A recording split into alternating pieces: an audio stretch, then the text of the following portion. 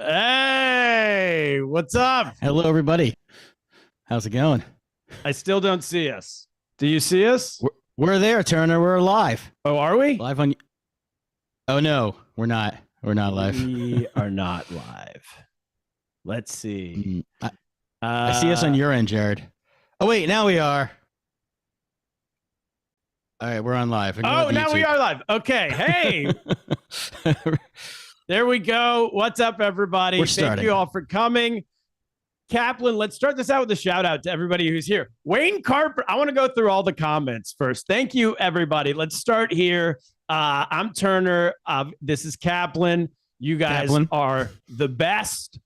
We went to El Salvador last summer to film a show about Bitcoin. We're going to be getting to that in just a couple minutes. We're going to get everyone a chance to log in here. But first, let's go through the comments. If you have not jumped in, jump in the comments, everybody. I'm going to shout out everybody one by one and tell you all who they are, because these are all personal friends of ours. Wayne Carpenter, the first person to comment here. Wayne Carpenter, we met on the airplane. On the airplane to El Salvador. On the flight to El Salvador, Wayne was sitting next to us. We all got stuck in Miami for 24 hours on the flight down there. It was a journey. We were supposed to be going for 5 days, but then we got stuck in Miami for our entire shoot. Our entire film trip was supposed to be 5 days total, and then which was already tight. Then we got stuck in Miami, so for 24 hours with Wayne, and so then it became the three 4 of us days. Partied in South Beach. So we had to film so everything you're about to see, we did in 4 days, which feels almost impossible. It was that quick, but we did it. We became great friends with Wayne. Wayne said, whenever this show comes out, we were telling about it on the way down. And then we flew back with him on the way back. He was on our same flight back. We said, tell him about it on the way back. And he's like, whenever this comes out, I have to see this show. And then I said, of course, I'm going to let you know when it comes out. Of course, you're going to see the show. And then I forgot. And then yesterday, out of the blue, Wayne checked in with me. He's like, when is this show coming out? I'm like, oh, here's the link. So what now, an amazing coincidence. What a coincidence. Wayne is here. Aaron Welch, shout out, a.k.a. De'Aaron Roots, a.k.a. the first 4 minutes, the music, the punk rock music you're going to hear in the first 4 to 5 minutes of this show. Written, sung, composed, performed by Aaron Welch. All of it. He did every single instrument. Let's see. Who else is here? We got Lisa Kaplan. Cap, that's your sister. Lisa Kaplan, my sister. Yeah. Live from, she's in Manhattan now and took the time. Thank you for watching.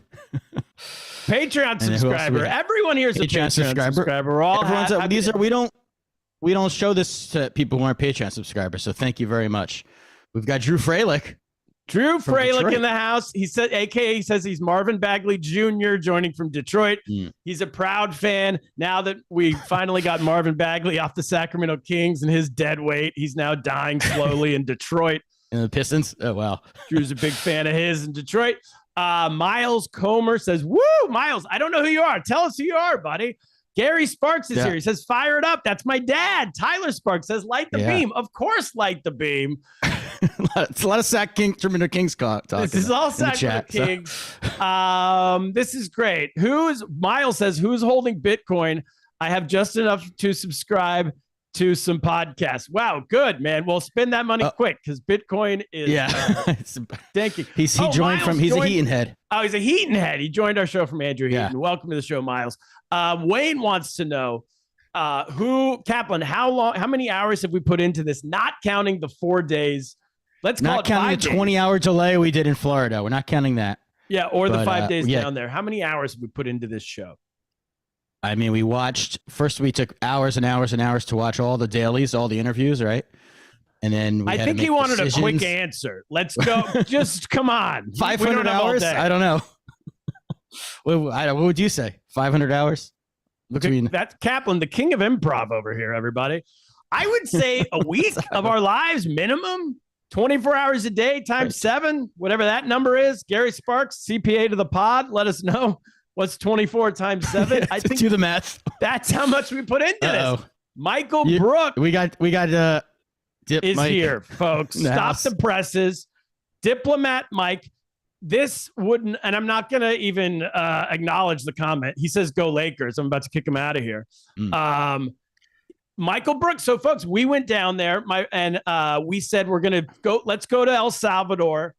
So this show that you're about to see is based off of our podcast, Lost in America. Lost in America, we talk to comedians every week around the world. What we do is we find a global news story that we're interested in that is the big news story of the week around the world, not in the United States, somewhere around the world.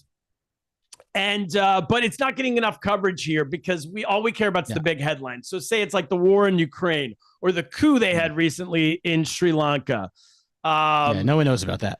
Anything like that. So we say, hey, we're interested in that. Let's find out more. We find a comedian who's from that country, who lives in that country, who performs in that country's comedy scene. They come on the podcast. They explain that story to us. That is Lost in America, the podcast. Now we said, let's get famous. How do we do that? We create a TV show. And we said, our faces are too pretty for podcasts. We got to be on TV. We're too beautiful for podcasting. We said, don't hide it under a bushel. We got to let it shine. That's what Jesus said, Kaplan. And so we said, okay. And so we decided that we're going to turn the podcast into a TV show. And the way to do that is instead of having a comedian on via Zoom to tell us about their country, we're actually going to fly to their country. So that's what we did last summer. We flew to El Salvador in July of 2022 because we found out that they had made Bitcoin their currency. And I don't think we need to explain much more of the show. You're going to learn. We found comedians down there, and you'll see what happens with them. This show is about 47 minutes long. We're going to show it to you in just a minute here. When the show ends, we will stick around because we will be having one of the comedians you see from the show is going to join us live right here. You can throw any comments you have throughout the show. If you have a comment, so you don't forget it, just throw it in the YouTube chat. At the end, we'll go back through the questions, through the comments. We'll answer them with our comedian guest, our surprise comedian guest. Yeah. And we should say Michael Brook was the one who gave us some housing while we were down there. So that was a key part of the whole project. So what happened was we decided we want to go to El Salvador. We tells my brother, Tyler Sparks, you go, hey, we're going to El Salvador. Tyler Sparks says, hey, guess what? I'm a diplomat for the U.S. government. Yeah. We said, you are? He said, I thought you were a spy, but I work for the State Department. I said, which state? He said, all of them. I said, I'm lost. And he said, well, it turns out I'm personal friends with the vice president of El Salvador. So why? And I said, that sounds good. And he said, yeah, we're old drinking buddies from when we lived in Nicaragua and hung out at TGI Fridays. Free for all. Spot. Yeah. Buffalo Wing Towers. 2 times 1. They were having all of it. And so he said, let me connect you with the vice president. We'll get you some interviews. And let me connect you with my other diplomat friend, Michael Brook, a.k.a. Diplomat Mike. And you can stay with him. You can get diplomat plates, diplomatic immunity. Yeah. You can get the whole thing. We can drive around a diplomatic car. So we were... The whole time I kept thinking maybe it was all a ruse. He wanted me to like assassinate somebody for him, or it's all like some sort of State Department plan. But you thought he wanted you to, he was hypnotizing you to kill the majority whip of El Salvador. We will, not to spoil too much, we're going to meet the majority whip of the country. And I just thought this is too good to be true. We're going in there and I'm going to be hypnotized like a Naked Gun and just take him out. So, but that didn't happen, obviously. And then we should also say Jeffrey Kaplan, my brother's here from the Great Wolf Lodge. Which, since my mom is watching, I won't say what I thought that meant. This is just a place in Pennsylvania, hotel in the Poconos. So thanks for joining us from your vacation, Jeff. I think it's a hotel that has water slides, as far as I know. Yeah, and then we got Gary Sparks is 168 hours. So there it is. There's your answer. There you go. Thank you, Wayne. We've been working on this for 168 hours, says the CPA to the pod. All right. I think everyone who's joined is going to join. We got a great group in here. Thank you all for subscribing to our Patreon channel. For this, absolutely, I'm 100% serious here. Not only do you get this show, but if you're a new subscriber, we have plenty of new subscribers who joined in the last few days. We have Lisa Godwin. Thanks for joining. Benjamin Lucio. Thank you for joining. Brad Wells, Daniel Flores, Eric Johnson. All of you, thanks for joining. Not only do you get to watch this show, but you're now subscribed to our Live from the Bunker Full Throttle comedy podcast that Kaplan and I put out 2 to 3 times a week. And you get all the back episodes. So go into Patreon right now. Any questions for how to get those into your regular podcast feed? Just send me a message through Patreon. I'll walk you through it all.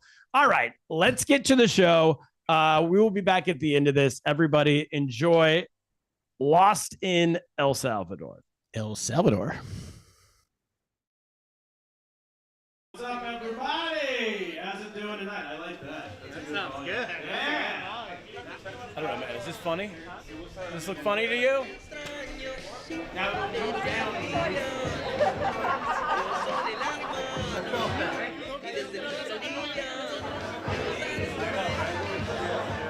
we're recording this for television in the United States of America.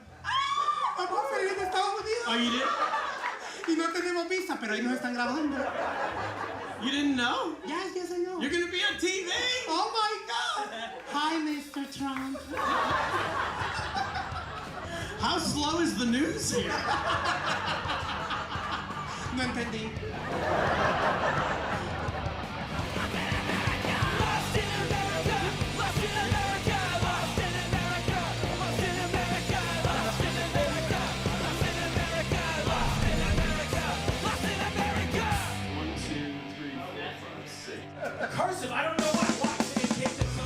Hey everybody, that guy on the stage, that's me. I'm Turner Sparks, a world touring stand-up comedian. But before that, I spent 10 years as a typical neighborhood ice cream truck man. In China, you didn't expect that part, did ya? Yeah, I had 10 trucks, 2 stores, and look, all these newspaper stories written about me. Then I started China's first stand-up comedy club and spent 6 years telling jokes all over Asia, in all of these places. Now I live in New York City, where I co-host the Lost in America podcast with my friend Kaplan. Believe it or not, there's major events happening around the world all the time, but we don't hear much about them because there's so much more important news to cover. Like this.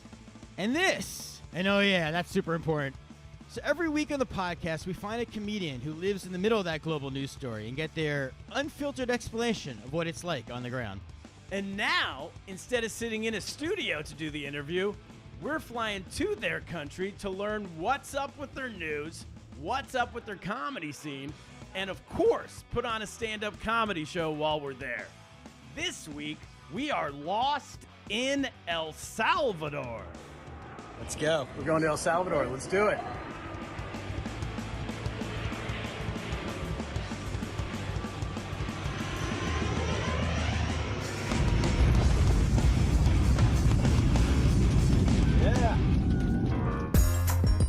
Cap, we all have that one friend in our life who's way too into Bitcoin. But in El Salvador, that dude runs the country. Nayib Bukele, yeah, this guy, became president in 2019. On his Twitter page, he calls himself the world's coolest dictator. I mean, Cap, look at his hat. It's on backwards. He must be cool.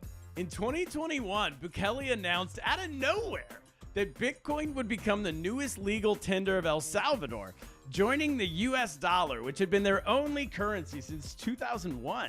Yeah, and since then, his government has gone on a Bitcoin bender, purchasing over $100 million worth of the cryptocurrency and giving every citizen the equivalent of $30 in Bitcoin that they can only spend through a government-created app called the Chivo Wallet.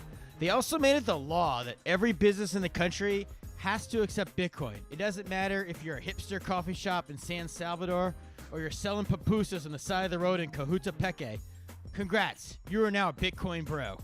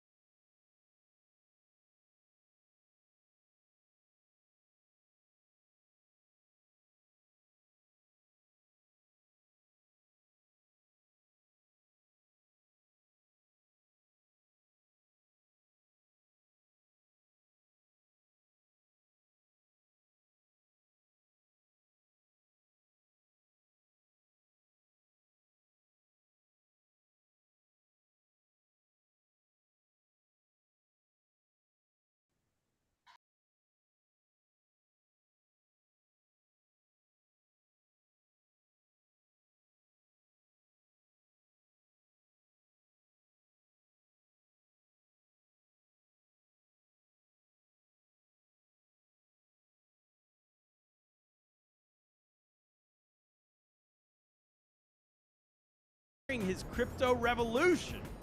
Cap, does this all sound real to you? I don't know, man. This sounds crazy. But let's go to El Salvador. Let's meet with some comedians and let's find out.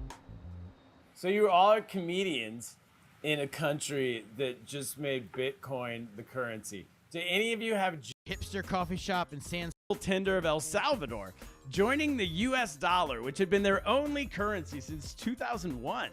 Yeah, and since then, his government has gone on a Bitcoin bender, purchasing over $100 million worth of the cryptocurrency and giving every citizen the equivalent of $30 in Bitcoin that they can only spend through a government-created app called the Chivo Wallet.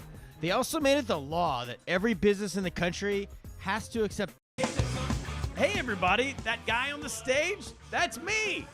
I'm Turner Sparks, a world touring stand-up comedian. But before that, I spent 10 years as a typical neighborhood ice cream truck man. In China, you didn't expect that part, did ya?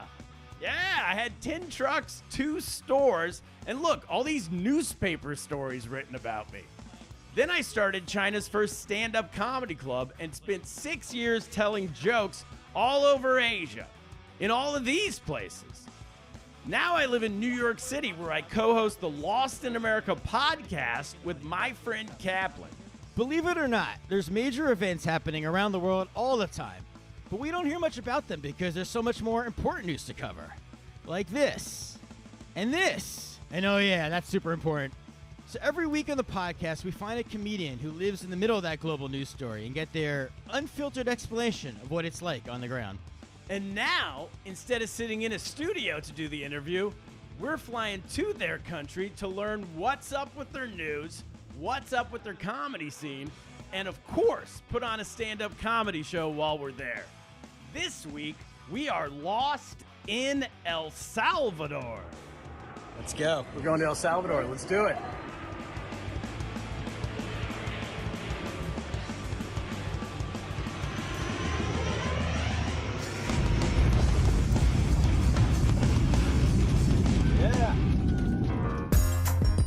Cap, we all have that one friend in our life who's way too into Bitcoin.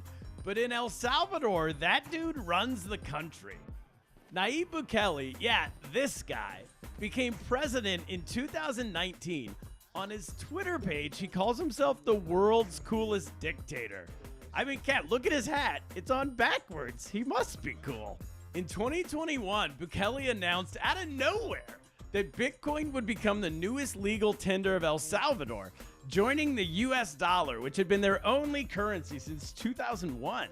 Yeah, and since then, his government has gone on a Bitcoin bender, purchasing over $100 million worth of the cryptocurrency and giving every citizen the equivalent of $30 in Bitcoin that they can only spend through a government-created app called the Chivo Wallet.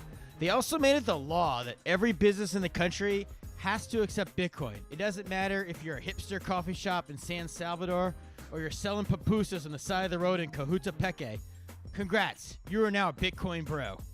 All of a sudden, a country that had mostly been known as the murder capital of the world and a hotbed of that gang MS-13 now has Bitcoin enthusiasts from around the globe flocking to El Salvador.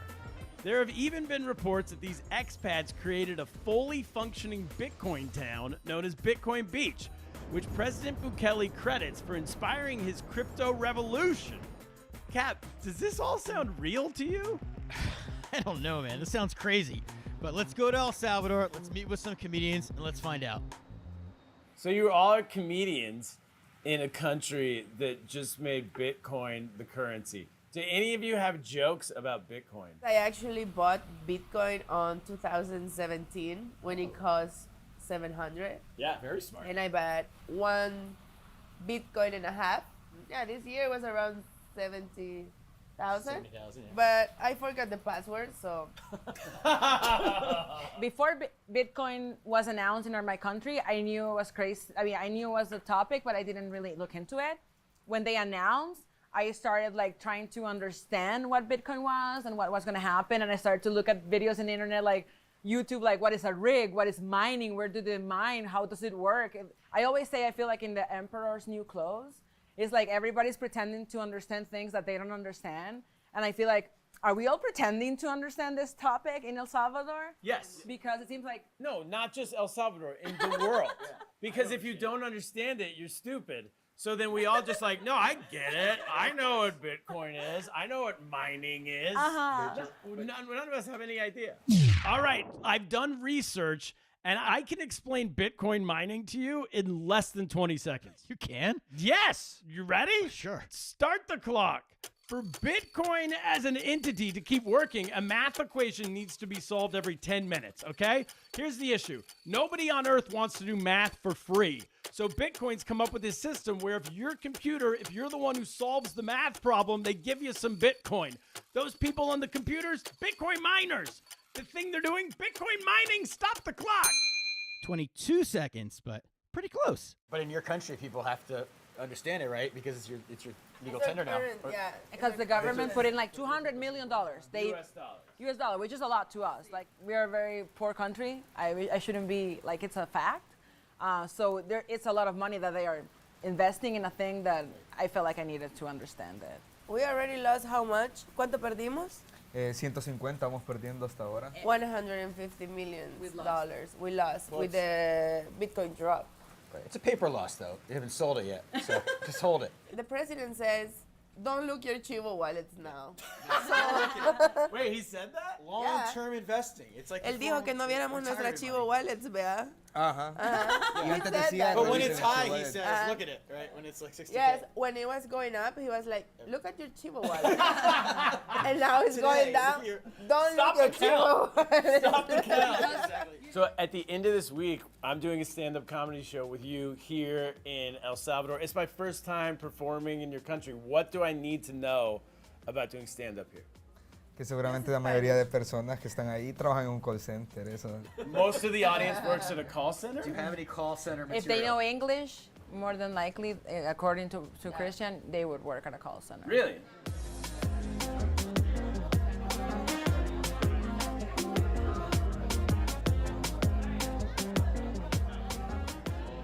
Good evening. My name is Gaby Rivera. I'm gonna be doing some of my set in English just in case there's a call center recruiter in the audience. Okay, you talk to me? Okay. After 8 years in the call center industry, speaking to US customers is finally to have some gringos actually want to listen to me. But don't get me wrong, we all been in the, well, some of us have been in a call center. Raise your hands if you ever, wow, I love you. You know how hard it is, right? We don't hate Americans. These Americans, we don't hate. We're talking about other Americans. And most customers are very nice, but day to day, you get there, put on your headset, you start, you pray. Because one bad note, QA is coming, what is happening? Huh? Okay, so we had most of all nice customers, but from time to time, you would get a customer that will pick on your accent. How? I mean, my English is perfect. So they will pick on my accent and I will be like, what is that? I would like to speak to an American. And I mean, I went to the UCA, okay? So for the gringos here, I went to the Socialist University, okay? I went to the Liberal Arts University. Marxism, socialism, that's my jam. Thank you. So I will get all politically correct, all smarty pants. So like, listen, sir, I'm an American. You know what, sir? I am in America right now. And he would be like, So where are you located? And I would be like, in El Salvador. And he would be like, what part of California is that?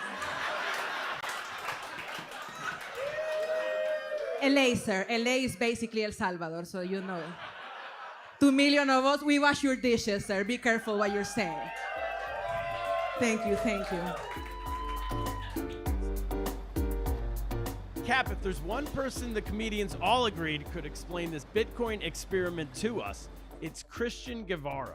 Yeah, he's the leader of the president's party in Congress. He introduced the bill legalizing Bitcoin, and he's the only guy who would let us walk the halls of Congress without first going through security. Yeah, look at us. taking pictures, not even a pat down. And it turns out he's a giant fan of Nintendo and He-Man by the powers of Grayskull.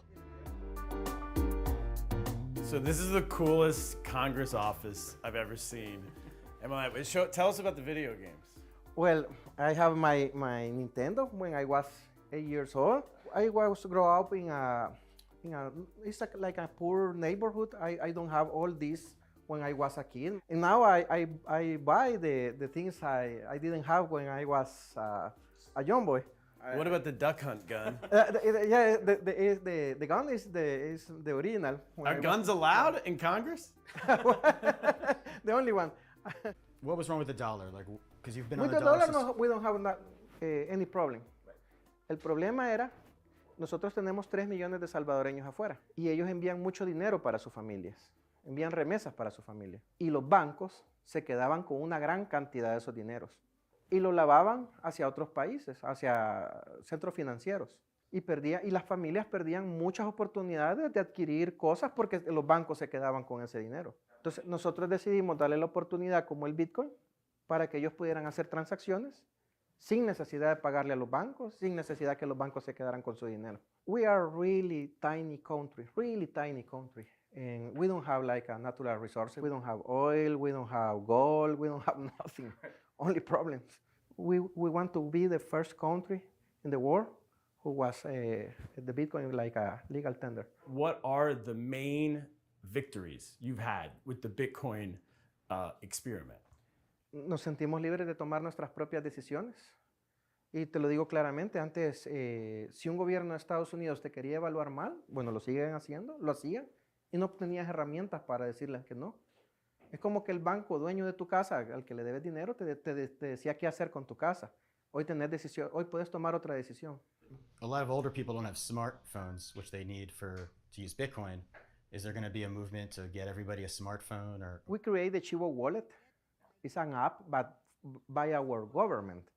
Everybody has a phone here in El Salvador. I mean, maybe it can be a crap phone, but yeah, but they have one.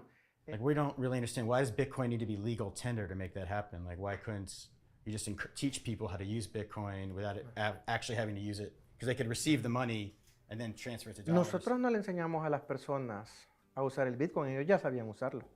Si tú ibas a una playa que se llamaba El Sonte, todo pasaba en Bitcoin. Nosotros lo único que le dimos a la gente es decirle esta herramienta es legal y queremos ser el primer país del mundo en el que esto es legal. To the people who are in the Bitcoin world came here and make business and give opportunities to the young people and create jobs and opportunities for all the Salvadorians, not only for a few, for all the Salvadorians. That's our dream. One of those people is an American dude named Max Kaiser. Max recently moved to El Salvador, and Kaplan, how would you explain Max? Max is a character, he's a free thinker, he's a cool dresser. Most importantly, he's an advisor to the president on Bitcoin. Yes, and he wanted to introduce us to pupusas. What's a pupusa? Oh, you don't know pupusas? No. I can explain pupusas in 10 seconds. Start the clock. Pupusas are a thick flatbread made of corn or flour stuffed with melted cheese, beans, pork, shrimp, fish, etc. Stop the clock. Mmm, delicious. I'm considered to be the high priest of Bitcoin. So I'm considered to be like Satoshi's representative here on Earth. You speak directly to... I don't speak to, I get the message. He's the conduit. See, Bitcoin's coming from the future. Yes. And It sounds like a cult. well, not really, it's more like culture. It's about how do you organize people in a way where they're harmoniously all working and living in harmony. It happened over Twitter that you decided to come here? A couple of tweets that the president responded to. You're in America. Yeah. You see on the news that Bitcoin is now legal tender in El Salvador. Right, and then the IMF started picking on El Salvador. And then what's your next move? And then I tweeted to the president, and I said, essentially, fuck the IMF. You've got a lot of volcano energy. Use that to back a volcano bond and pay the IMF off. Yeah. Give them their money and tell them to go fuck themselves. And what did he do? He wrote, I like that idea. Wait, he personally responded to you on He personally Twitter? responded and said, this is a great idea. You know, in New York, there's a saying, right? Fuck me, No, fuck you. I just want to publicly say we don't endorse this statement. We have no problems with the IMF. Yeah, I'm not sure we know what the IMF does, but we love them. You do great work. Keep it up, and don't come after us. Just don't audit us. We brought that here. Yeah. So I bring this I'm bringing to this country. And I told this to the president. He was like, I like that.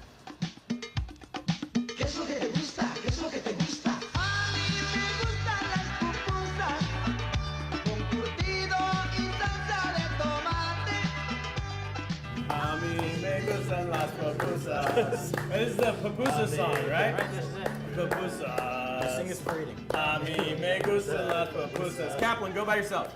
A mí me gusta las pupusas. Hey! Max.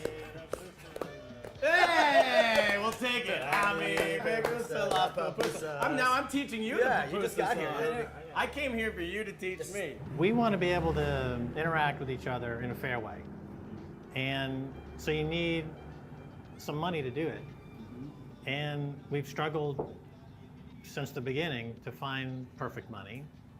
And we found it. We have perfect money. And you're seeing the results here in this country. El Zonte is working as a surf town and attracting a lot of surfers from all over the world. With Mike Peterson and the crew, they donated $100,000 worth of Bitcoin. And they see what would happen. And what happened is that it became hyper-Bitcoinization. People are using it, saving it, trading it, and it became the currency of El Zonte. Okay. So that model caught the attention of the president, who then went ahead and made Bitcoin legal tender. So that's how the country got to make Bitcoin legal tender. We got to get to El Zonte. This place sounds like a Bitcoin utopia. The whole country sounds like a Bitcoin utopia. But first, we need to access our Chivo wallets.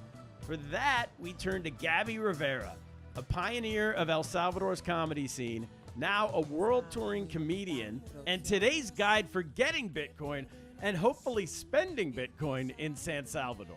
So, Gabby, where are we? We are right now at how you say, at the heart or in the heart? In the heart. In the heart. In the heart of San Salvador. Thank you very much. No, gracias. You take Bitcoin. Well, we could add her. Bitcoin? Le han pagado en Bitcoin, ocupa la Chivo Wallet usted. No la. No. Muchas gracias. Muchas gracias. Muy amable, muchas gracias. No, she doesn't use Bitcoin. How many comedians are in the local scene? In the local scene, from the ones that Like hundreds? like stand-up comedians? Stand-up comedians. Maybe 12, if I know them all. Yeah. Or- Okay, this is my scene when I lived in China. We were about 10, 12 people Yeah. for years. What was the reaction at the beginning? Once they kind of understand that you're going to be doing something similar to Franco Escamilla, El Cojo Feliz, and other people from Mexico and Colombia, they say, oh, okay, I get it. You're going to tell jokes. Sure. But 8 years ago, it wasn't so big. And how did they find out about these comedians? YouTube or television? YouTube for sure. YouTube has been like a big deal. I'm sorry to interrupt, but here comes a big TikToker. Oh, boy. Her name is Yaharia, and she dances on her TikToks. Where- She's very famous. All right, let's go find her. Where is she? No, she's right here. Yahaira, hola. Oh. Le Is está- her? Oh, le right estaba here. contando de usted. Oh, I a was ella thinking de of a usted. totally different Picture. Oh, TikTok. Yahaira, Turner, Michael.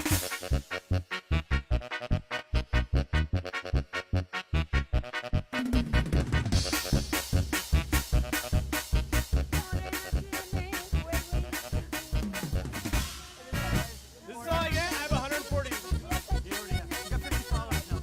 Oh, my wife's gonna be very jealous.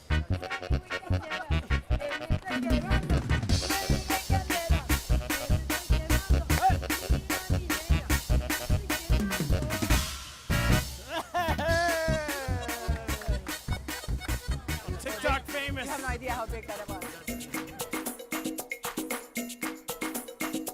So why is it called the Chivo wallet? Well, that's a really good question. It's like our word to say cool. It's really like cool. Oh, so it means cool. So yeah, are we going there? Yeah, Chivo, we're going. So we're getting cool Bitcoin. Cool money. This is the So cooler than Bitcoin's regular money. cool. For sure. Oh wait, is this a Chivo ATM? That's a Chivo ATM. Oh, we're here. Here you have my wallet. It's Let's see it. Yes. back when they gave me $30, I only have $9.84. So my $30 became $9.84. Have you used it? Never. Oh, so when you got it, the price of Bitcoin's come down so much. Yes. It's only worth $9.84. Yes. So can I just give you dollars and then you buy Bitcoin for me? Well, let's try it. I don't know. Let's how, try it. I mean, Yeah. It's saying recargar, like charge or take money out. She's a citizen of the country. Bitcoin is your currency. Yeah, you gotta be able to get your money. 445. Just 12 easy steps. Shut up. I wonder why this isn't taking off in the country. It's so easy. So easy. Should we Just go speaking. ask the police officer with a machine gun if he knows how to do this? There's no. Well, let's see if I can take out $5. No, it's only 20. I don't have enough Oh, you money. don't have enough to even use it. I need to wait until it goes out. Maybe we can try to find a store that takes Bitcoin and they can take my money. $9.84. There's a coffee shop there. Let's do that. Let's at least see if we can get a coffee. I can try to buy my things with the money in my wallet. Oh, so here's the place. Oh, they say, aquí aceptamos chivo. They accept Chivo. They says they accept it. We're doing it, we're doing it. Oh my God. Espérate. Did it work? No, it's saying your operation cannot be executed. Remember that your bonus needs to be spent in commerce or Chivo user. So maybe they are not. Oh my God. All right, we're paying cash. US dollars.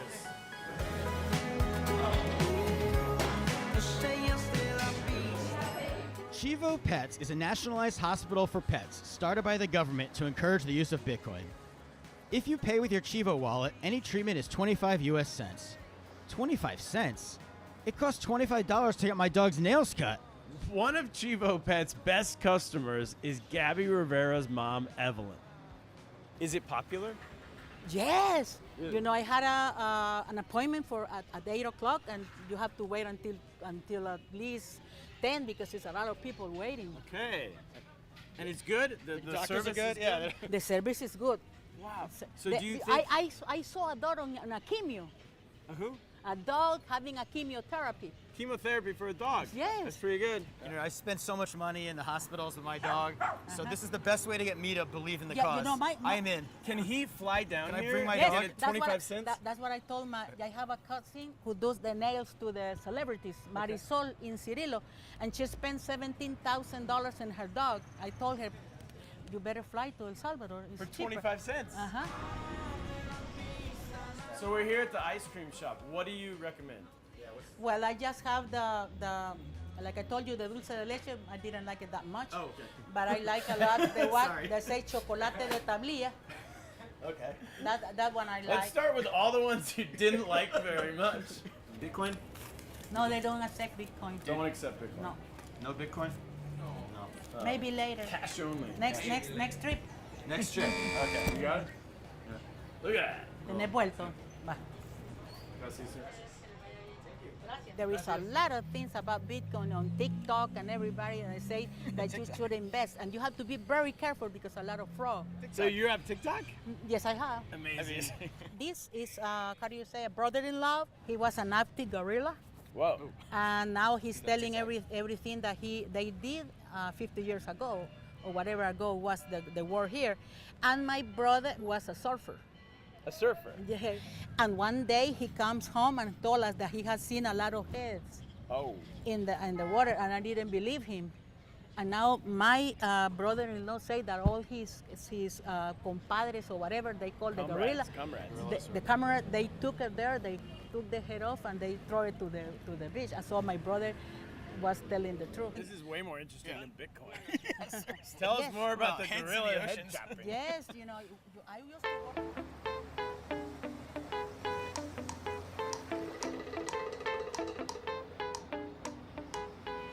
From 1979 until 1992, El Salvador was embroiled in a brutally violent civil war between Marxist guerrilla groups like the FMLN and the government-backed military.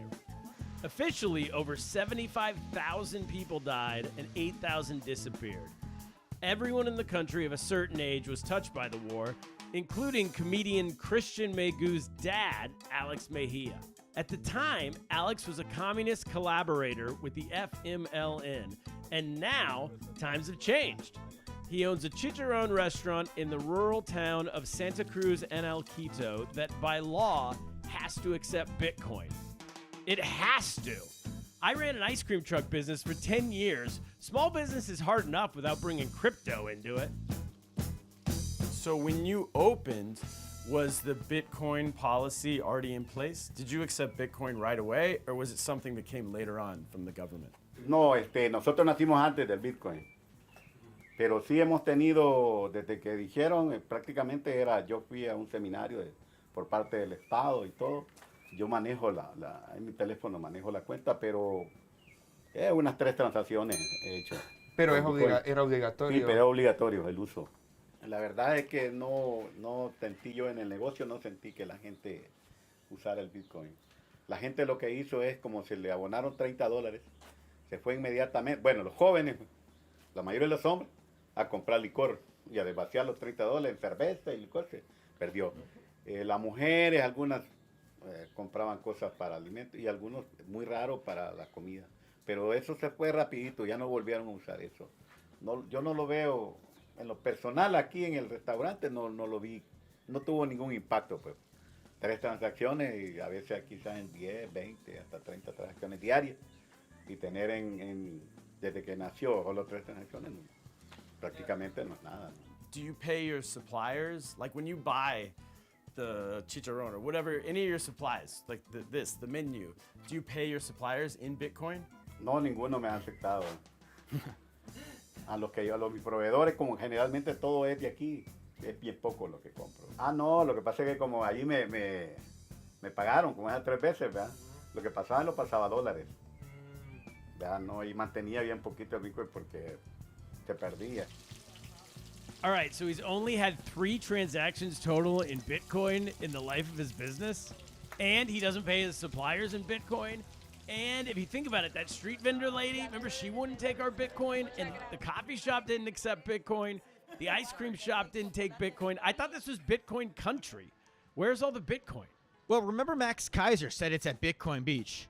He said it's hyper Bitcoinization. He said it's literally the currency of El Zonte. That's his quote. Okay, fine. We'll see when we get there. Alex's son, Christian Megu, is one of the few comedians in El Salvador to make a full-time career in comedy, and it's due to his wildly popular YouTube channel. Why does your YouTube channel work? Because like there's a million YouTube channels. What is your audience connecting with that you do on YouTube? Sucedió porque yo cuando empecé en esto de la comedia era como el menor, tenía 16 años y yo sí sabía que quería hacer esto, sí era mi sueño ser un comediante y vivir de esto. Y sabía que la única forma de vivir esto es dándote a conocer a más personas. Y aquí una de las fuentes para darse a conocer era YouTube. Wow. How old are you now? 23 años. Realmente sí requiere una cierta estrategia porque acá no existía el stand-up comedy, entonces yo no podía empezar mi canal de YouTube subiendo rutinas de stand-up comedy porque nadie las iba a ver y seguramente estaban malas, pues, o sea, seguramente no daba risa. Entonces empecé a hacer como vlogs, como para mostrar qué pasa acá en El Salvador, y ciertamente hay un público de salvadoreños en Estados Unidos que ve esto, que le encanta esto, y acá también consumen como a otras figuras, y mediante el podcast yo conectaba con otras figuras, que esas son las que conectan con el público local. What's the ultimate goal for you with comedy? Realmente lo que yo aspiraba era como tener un salario y que pudiera ganar como a mi edad en un trabajo con la carrera de mi universidad, y ya lo conseguí. Entonces puedo decir que esa meta ya está alcanzada, que lo logro con los shows y con YouTube, ¿verdad? Es como la mezcla, llego a eso. Pero actualmente, cuando te digo como que la meta es girar en El Salvador, girar en Centroamérica, es justamente para eso, para abrir mercado y poder andar haciendo material más rico, pues, porque estás en diferentes locaciones y al mismo tiempo mejoras tu nivel de vida porque estás teniendo shows todo el tiempo, pues.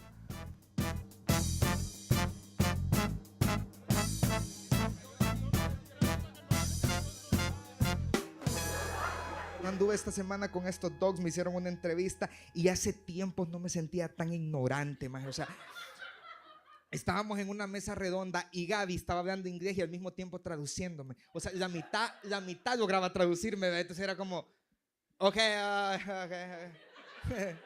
Comedy en El Salvador, good. Y de verdad, desde 9º grado yo no me sentía tan ignorante. Más en 9º grado no pasé ni un mes inglés. Y eso que solo me enseñaban el verbo to be, o sea... Y ni aún así, man, o sea, de verdad que fue una semana complicada, pero también o sea, uno siempre encuentra, ¿verdad?, a alguien que lo hace sentir mejor. Entonces, entrevistaron a mi papá. Son una mierda, ni he terminado. Entrevistaron a mi papá y le dicen a mi papá, vea, en inglés le preguntan, ¿cómo podemos pasar a tu negocio? Y le dice mi papá, ok, le dice mi papá. Yo, de tal palo, tal astilla, dije yo, o sea, definitivamente, ¿verdad? Y yo me tripeaba, o sea, cuando andaba con estos dogs, me andaba con Tordale, andaba con Kaplan, y yo me tripeaba y decía, o sea, majes, o sea, yo me siento como en el detrás de escena de un documental gringo, decía yo, o sea, y, bueno, estoy en el detrás de escena de un documental gringo, o sea, yo en cualquier momento sentía que me decían, maje, vamos a África a grabar rinocerontes, o sea, vamos, ¿verdad? O sea, a fuego. Cuando se acerca hacia su cama, cuando se deja caer la toalla. So, besides Bitcoin, besides the amazing comedy scene, what else is El Salvador known for? It was known before for violence, but right now we have been like 3 months without a single homicide, Kaplan. Yeah, we're known. We're also known for surfing. Like we have Surf City now. We have Bitcoin Beach too. Wait, what? All right, what's Surf City? Sunsal is always known for the great waves. Is one of the top 10 waves in the world. So there's a lot of people that come just for the waves.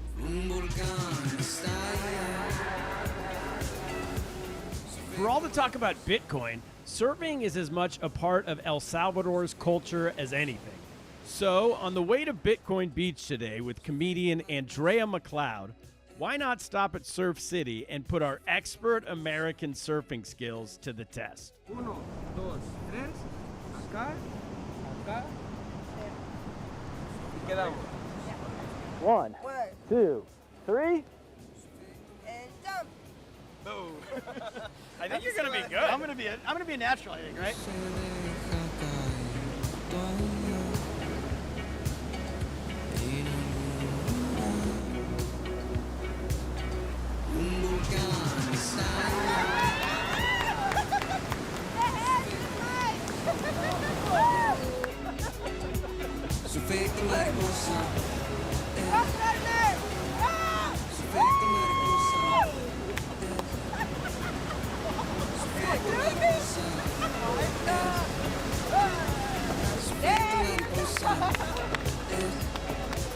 I didn't realize you had to be in shape to do this. I thought you could just get out there. This comedian workout schedule I'm on does not prepare you for surfing.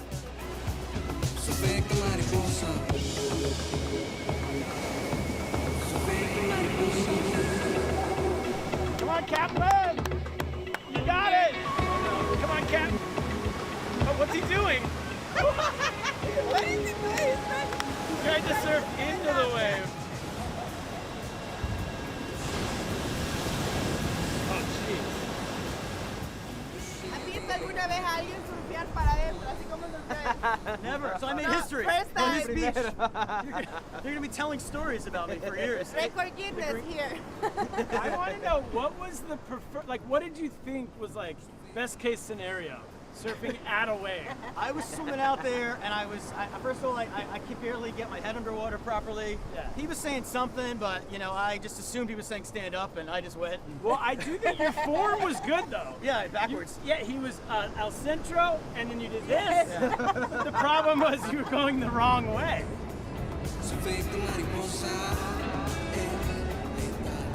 Is it different being a woman in comedy? The audiences see you different from the men here? Yes, of course. Yeah? They're like, why is this woman speaking in public, you know?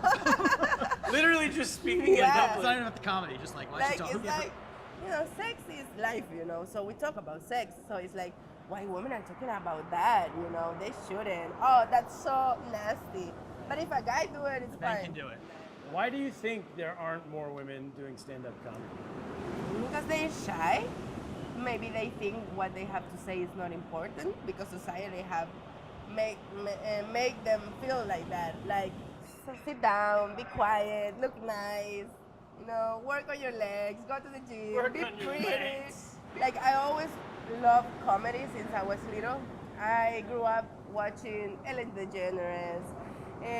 This Whose Line Is It Anyway? That was my favorite show when I was small. So I always dream about, oh, I wish in El Salvador was a bar where you can go and see comedy. That was my dream. I like to build jokes like that. Like yeah. Did your grandmother, what she think of that joke?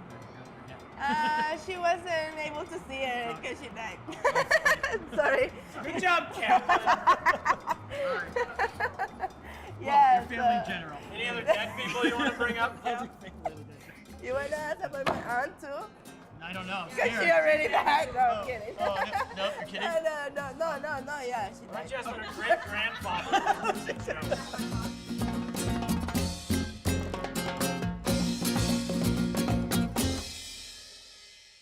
Yo siento que como sociedad nosotros venimos y nos sacrificamos en muchas cosas y el amor no es una que va a quedar fuera. El amor requiere sacrificios. Les voy a explicar por qué. Yo tengo un primo que a él no le gusta la barba, pero a su novia le encanta la barba. ¿Qué tiene que hacer mi primo? Dejarse la barba. Yo tengo una chera, ustedes, que es bien morenita, pero a su novio le gustan rubias. ¿Qué hace ella? Balayage. Miren. Morenita, pero rubia. A mi novio le gustan las delgadas. Y yo me he tenido que sacrificar. Ahora estoy saliendo con su papá. Me convertí en su madrastra. Puede ser lo que toma, pero Alicia siempre. Finally, Cap, it's Bitcoin Beach time. The promised land. The Holy Land. Utopia. The Mecca.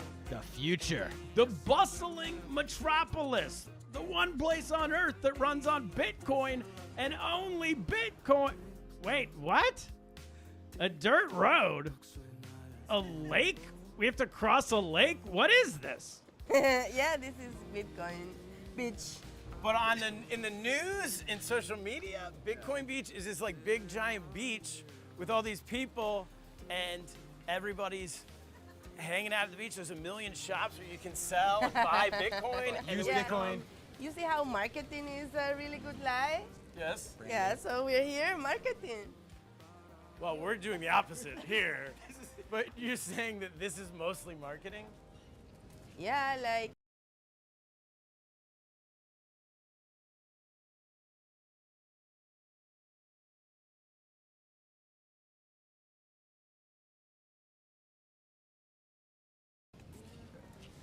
You can use Strike right here, Bitcoin, at this place. Yeah, but it's like not a you place. can- There's no place. There's no place here. You can buy pizzas here. Right. With Strike. With Strike. Yeah, which is but an app. who? From who? Just knock on the door and wake Yeah. the guy up? I think they're not open yet. Hey, look at the wood. They haven't been open in years. So everywhere we've been so far, they're like, yeah, there's not much Bitcoin here, but when you get to Bitcoin Beach, everyone there uses Bitcoin. But now we've gotten to Bitcoin Beach, and there's no one. There's no, look, there's that lady. Yes, we're working on that. Like you see, this is going to be a big hotel, Okay. but it's not open. Yeah, it doesn't look open. Yeah. Okay, so it's a work in progress. Buenas. Vende agua. Put your. Okay. Oh boy, now we're cooking. Oh, ¿cuánto cuesta Bitcoin? ¿Cuánto vale? $5. Bye. Y se puede pagar con Bitcoin. Shiva Es wallet? que ahorita no, porque mi teléfono se me arruinó, no tengo teléfono. Ah, okay. So you have to have a phone To be able to use because you have to have the app. You have to have a phone and internet. No Bitcoin. No Bitcoin at Bitcoin Beach. The heart of Bitcoin Beach. No Bitcoin at Bitcoin Beach. Yeah. It's really difficult to have a phone. Right, you need a smartphone. With a smartphone with internet service. Can we go try here? I feel like there has to be someone at Bitcoin Beach that takes Bitcoin. Yeah. And they are open. Let's see. It's not called Dollar Beach. I'm a professional. Yes. Yeah. All right, this place has a sign, so they're open. They're the first place when you enter town. It's open and it has a sign. They gotta have Bitcoin. They gotta be able to take Bitcoin. Yeah. Buenas. Le puedo preguntar. No acepta Bitcoin. No accept the Bitcoin. No Bitcoin on. I understood that. Sí, no acepta Bitcoin. That sounded almost Italian. No accept the Bitcoin. No acepta le Bitcoin. Se encuentra ella misma. Esto es lo que adora. So right now, it's a plan, it's a dream, it's an idea. Yeah, it's an idea that is developing slowly, but it's developing. Right. We guess. I will say, you're right. There's a beautiful hotel there. Yeah. There's some beautiful hotels back in the town. Yeah. There's and a then fire behind us. There's like a... There's a fire. And something's on fire right here. Yeah. So Yeah. Contrast. We're almost halfway there. And beautiful waves. And the waves are beautiful.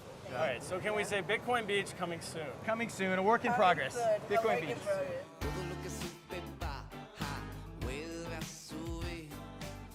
So guys, let's go back. We have to cross the river because the town is divided by a river. Sure. So we need a Bitcoin bridge. Bitcoin bridge. Now we're thinking. Well, from what I've learned from being here, we can say Bitcoin Bridge. It doesn't have to exist. Exactly. Just say this town has Bitcoin Bridge. It will come. Do you like a bridge? It's a Bitcoin bridge. Yeah. Beautiful. The future is here. In the end, Bitcoin is a dream. It's a hope.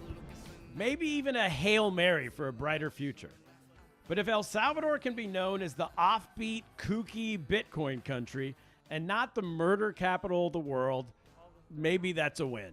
Every comedy scene has the jokes that, like in New York, everyone talks about riding the subway. Like, oh, I was on the L line yesterday. Ha, ha, ha. You know, what are like the local jokes that everybody a lot of people do?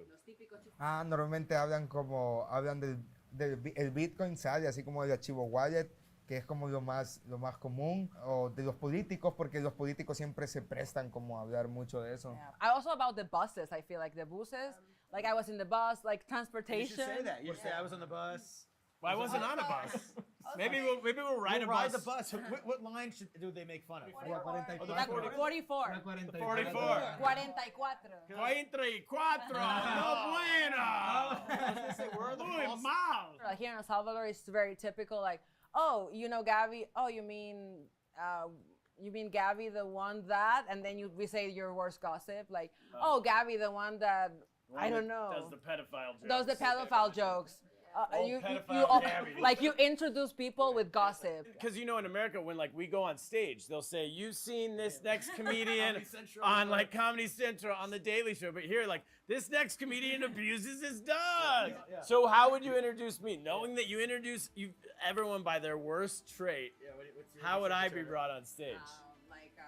Here. Like give it whatever you want. Here are some gringos that came here thinking that they were gonna find something in Bitcoin City, Bitcoin Beach. It seems like they don't have Google to look it up or something like that. Turner Sparks! How's it going, everybody?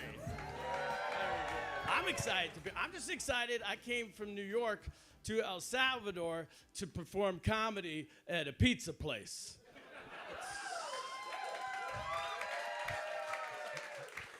That's pretty good. That'd be like you going to America to hang out in a pupuseria. First of all, I love pupusas. Yes, love pupusas. I also love your strict rules with when you can eat pupusas. You can have a pupusa for breakfast, you can have a pupusa for dinner, but never for lunch. Right? Yeah. And it's serious. I saw a guy holding a shotgun guarding a pupusa restaurant just in case somebody tried to eat a pupusa for lunch.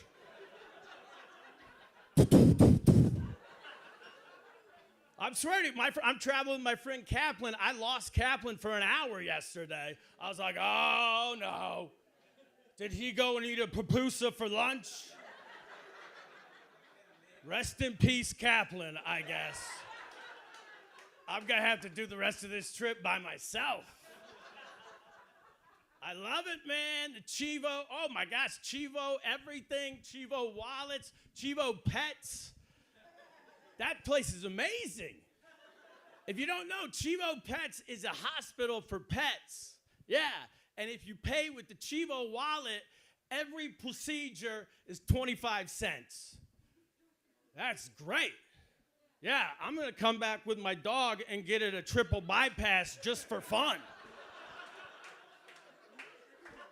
I might throw him an extra 25 cents. Let's make this a double triple bypass. Let's bypass everything. Let's just see what happens. I don't even know if that's possible, but for 50 cents, we're gonna find out. Thank you very much. My name is Turner Sparks. You've all been fantastic. El Salvador.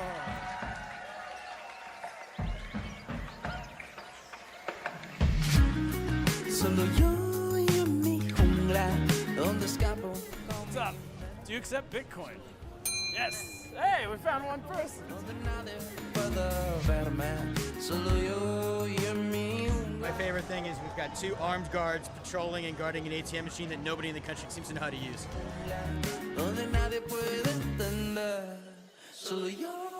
I'm going to follow you in TikTok so you will have more followers. All right, 38. I'll be up to 38.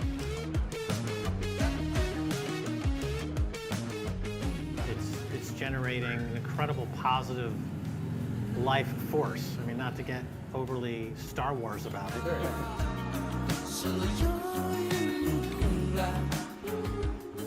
acepte Bitcoin. All right, let's go. So I guess it's time to journey home.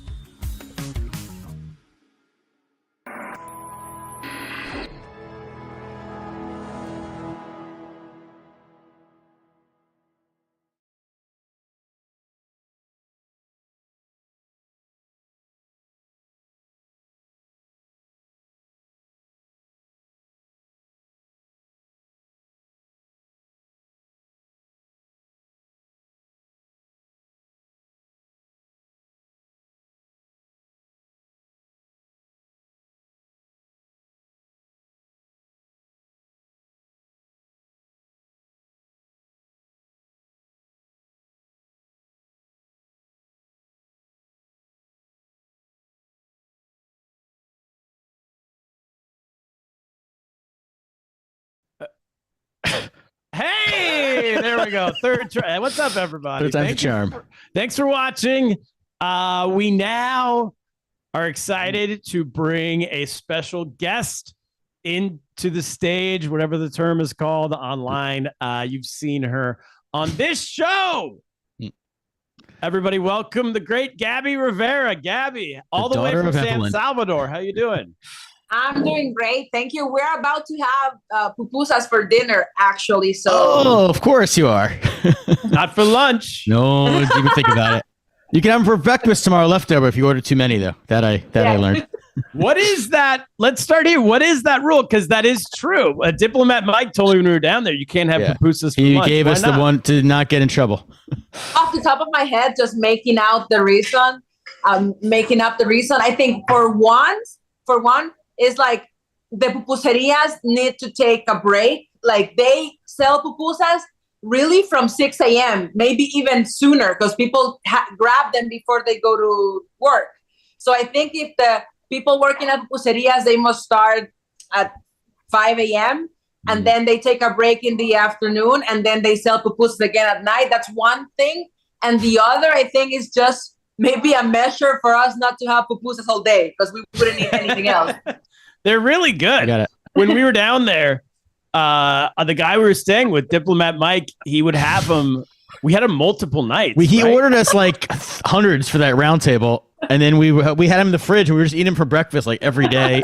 The night we filmed with Gabby, you were there. The night we filmed that round table that kind of that you see throughout the show, that you guys all saw throughout the show. that morning, I believe I can't remember what the order was. We'd been all over the place that day. We ate dinner at like 10 p.m. with him, and it was pupusas all night. Let's start here. That was your first time seeing it right now. What did you think?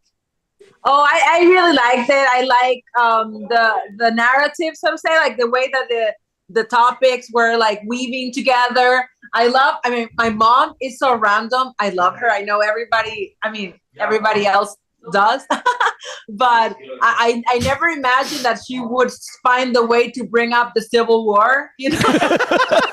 Neither did Turner. If you watched his reaction, he was like, what?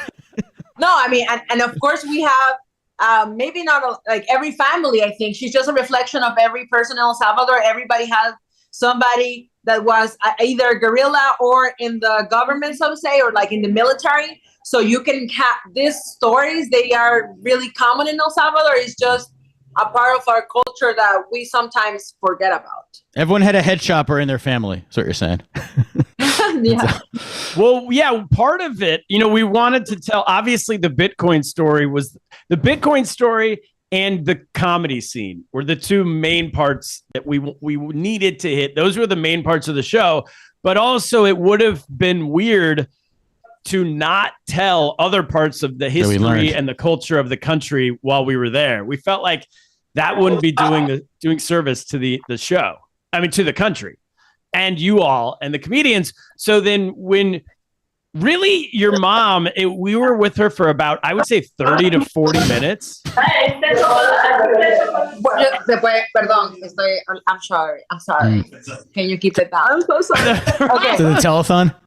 No. So you cannot believe this. I'm at Christian's house, but I'm sorry. So we were with your mom for 30 to 40 minutes. So we had 30 to 40 minutes of raw footage of your mom talking. And I think we asked one question total, and then she just went. And she went in the 60s. She lived in San Francisco. The hippie scene. She saw the Jefferson Airplane perform. And she saw CNN get invented. She said, oh, yeah, that was a whole different thing. She said CNN was invented down the street in El Salvador. And then at some point she got into this thing about the uncle and the brother-in-law and the Civil War. And so then later on, when we were editing the show, we were trying to figure out a way to introduce Christian's dad. And I thought, wait a second, I remember Gabby's mom was telling us about the Civil War. We can take those two things and link them together. So it was an easy way and she made it easier. Nice transition by her. Yeah, she gave us a transition. It was a very nice transition. I was wondering like, where is this gonna go to? But it was great transition. Kaplan, Wayne has a question for you. So everybody, if you guys have questions, put them in the chat right now.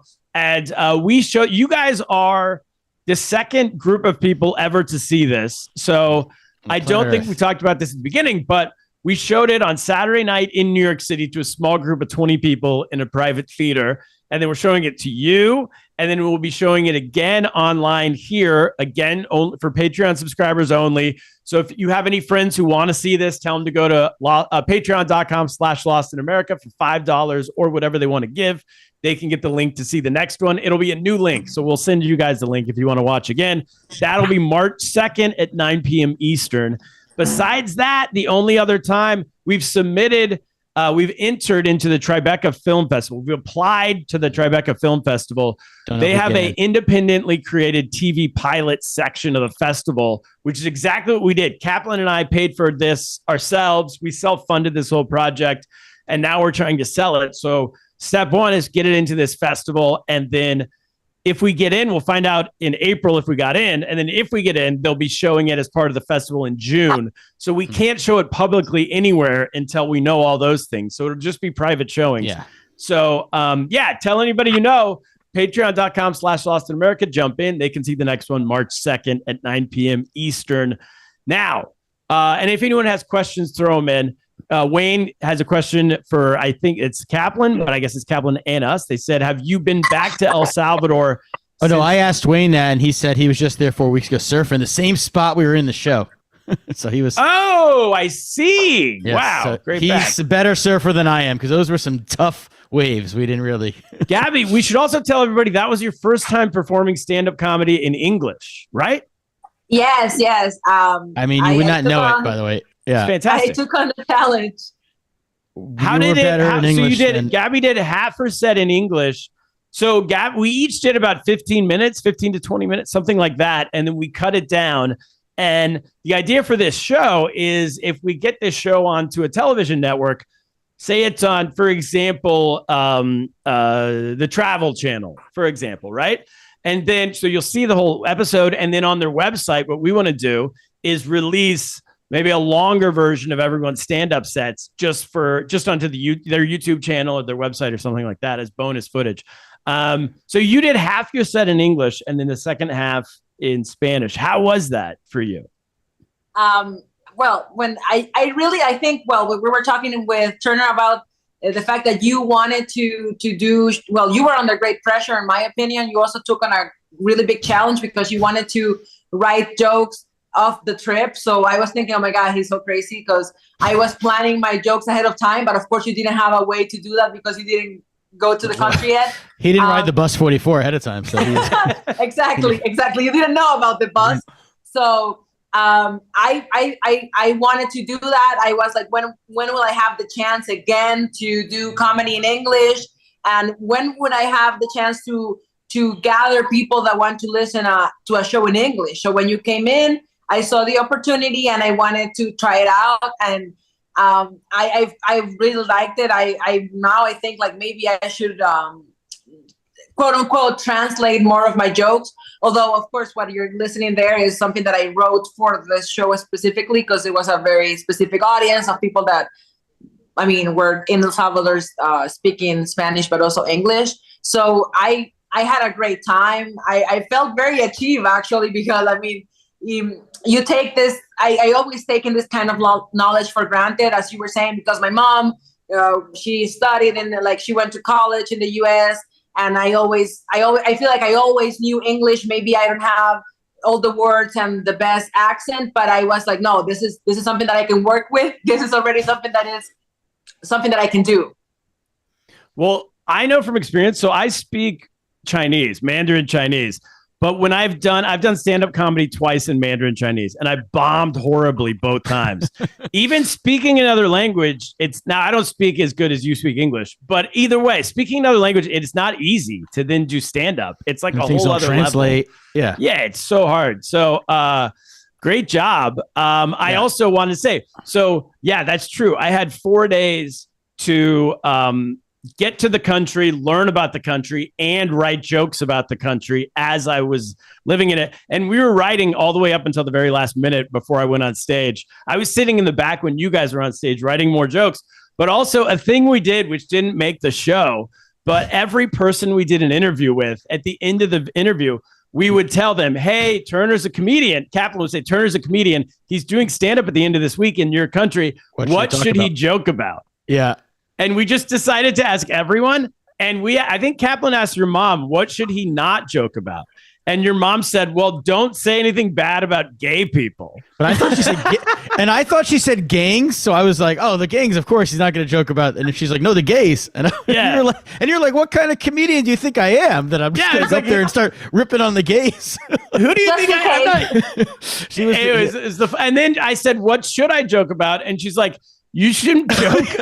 This is the best. She goes, maybe we should. We have this clip somewhere. Yeah, we should. She goes, you should joke about how El Salvadoran people can't get visas to the United States. She goes, no, they go every day. They go, and I see them in the line, and the line is so long, and they stand there all day, and then they don't get a visa, and they come back. She was like, I should make fun of the people who can't get a visa. I was like, have you heard? I was That's like, punching Evelyn, down. Have you heard of the term punching up and punching down? I don't think an American coming to your country and be like, ha, you can't get a U.S. visa. I was like, I don't know if that's gonna work. That's something that she should joke. Like my mom should joke about that, and not even her. I don't think. I think it's a touchy subject, because it's a whole thing getting a visa, and as time passes, it's becoming even more difficult. But whatever. She had the best. Well, she had the best answers. I'm going to get to a couple more questions in here. Aaron Welch has some questions. Wayne has questions. But I do want to say, and Gabby, staying with us because you can answer all these too. But I want to say before we move on that this entire project essentially happened because of Gabby. Because we had her on the podcast once or twice. Lost in America. We thought on Lost America, we thought Gabby was great. We thought the topic was interesting, Bitcoin. But we also knew that Gabby would do great as a stand-up comedian on stage with us, and we got along well enough. We knew that we hoped that she could help us essentially produce this whole thing. But we never had met before, right? We never met in person, but we thought recommended you originally. She seems like well put together. You know, a lot of comedians you meet, they're just like hi, and they don't know what's going on. Most comedians you wouldn't trust to plan a trip to another country they've never been to. Absolutely not. And we're like, Gabby seems like well put together. If we ask her, hey, we want to come to your country, can you find us comedians? Can you find us, if we give up with ideas, you tell us where we need to go, all that stuff. And so she was essentially the third producer on this show. She found us the local crew, essentially. Found us the entire key. So yeah, we brought 2 Americans down from New York, a film crew, and then Gabby helped us hire a local translator / fixer, this guy Rodrigo, who was great. Fixer. Very important. We should. And fixer, that's the term, right? Yeah, no, he really fixed it. He kept us out of jail. It's true. So let's get to questions. So Aaron Welch, who has the music, the punk rock music, that's all him. The first few minutes of the show is in here. He says, "Great show. Where would you guys go next?" So we have a few ideas.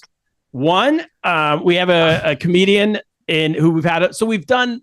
Well, the advantage of this format with us is that we've already done so many podcasts in this relationships in many countries. We now know comedians and stories and relationships around the world. So the top of the list, we would go to El Salvador. We just went there. We would go to South Africa. We have a comedian friend who is a Black comedian who he was the first comedian to perform at giant events and festivals and in theaters post-apartheid, the first Black comedian, to be led onto all these events after apartheid ended.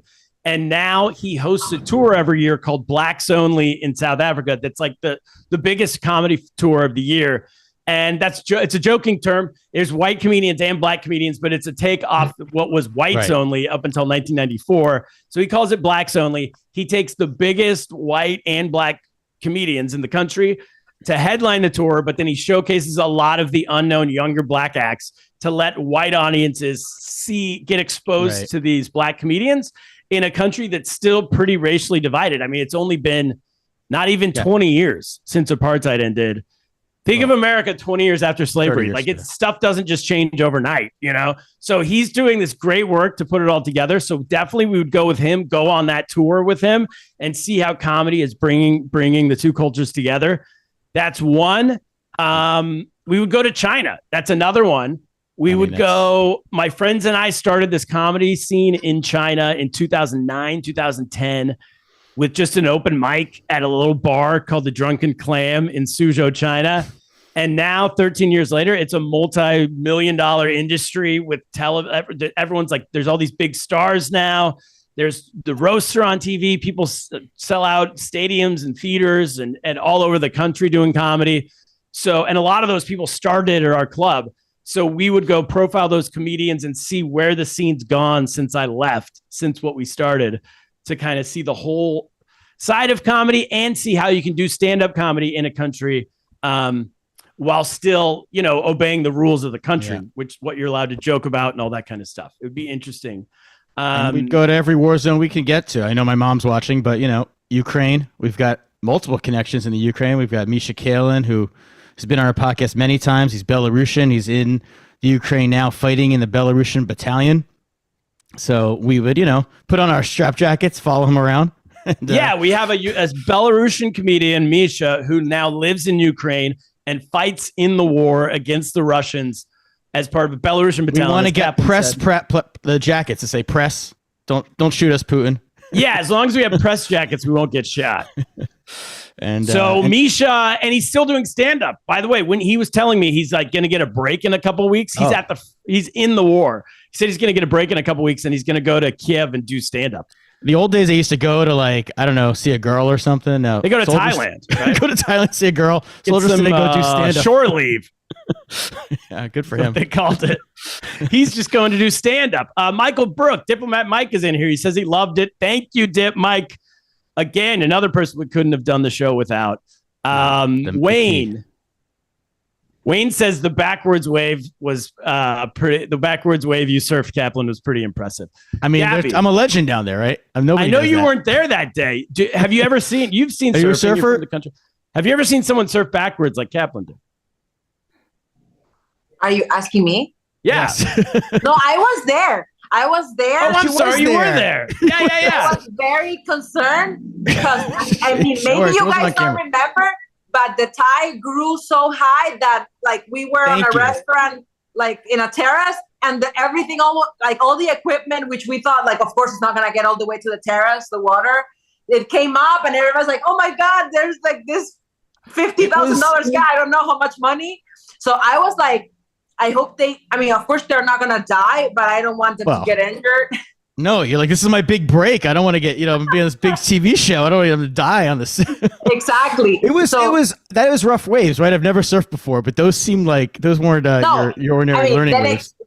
Then again, it was that kind of thing. Like everybody was like, "Yeah, you're not supposed to surf today," but you guys were such a tight schedule that we're like, even the locals were like, "No, I'm not getting in," and you were like, "Yeah, I am getting in." Hey. Well, I was like, we're getting in. And Kaplan was like, I don't know. Should we be doing this? I'm like, Kaplan, this is our only chance. So I pushed it. Apologies, Jan Kaplan. I mean, I literally just had a heart procedure like a week earlier. Or something. I pushed your son into the ocean. Luckily, I mean, I know Randy was like, I don't want Michael, Kaplan's wife was like, I don't want Michael surfing. I have good news. He didn't surf. I didn't surf. I listened. He literally just carried a surfboard into the ocean, got knocked over 3 times. And I trusted our instructor. I trusted him. He didn't speak a word of English, but I had a good way about him. I trusted him with my life. I knew he wasn't going to let anything happen. So Cap was in the water for less than 5 minutes. I would say 3 minutes total. I mean, it was almost like the shot you see is the amount of time he was in the water. Well, then we went boogie boarding, but yeah. I forgot about that. We did go boogie boarding. That was good times. All right. So I think that's it. If anyone has any last questions, any throw last them in. questions? Yeah. Thanks everybody for watching. And yeah, Wayne Carpenter says he really has never seen anyone surf backwards like that.